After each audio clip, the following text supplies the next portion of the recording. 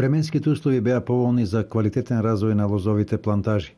Грозјето во низинскиот дел постигна солидна зрелост и сега интензивно се бере од плантажите во овој регион. Сите тие лозари, земјоделски лозарски производители кои го заштитија и го третираа на време лозето, значи посебно за пламениците кои правеше поланската година голем проблем, има многу добар род и има добар род за ова година и очекуваат некаде и рекордни приноси. Ова година е многу квалитетно гроздјето, мерло.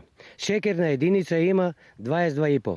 Во регионите со повисока надморска височина бербата на винските сорти ќе започне во почетокот на октомври. Шекерноста се движи некаде зависно од и самата локација Мирклен, значи 17-18%, некаде 20% на самото гројзе, значи на винските сорти, зависно само од самата локација.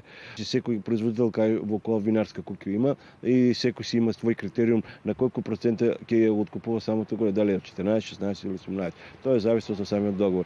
Агенцијата за поддршка на земјоделството им стои на располагање на лозарите кои имат потреба од проверка на шекерноста на грозјето. Ние секој година, како секој година уназад, така и ова година, значи стоиме на располагање и излезуваме пред да сите они кои сака да измерат шекерноста во самото гројзе, да имаме значи справа рефлектометар која мери на лице место на шекерноста на гројзето. Во Штипскиот регион под лозови насади се над 1000 хектари.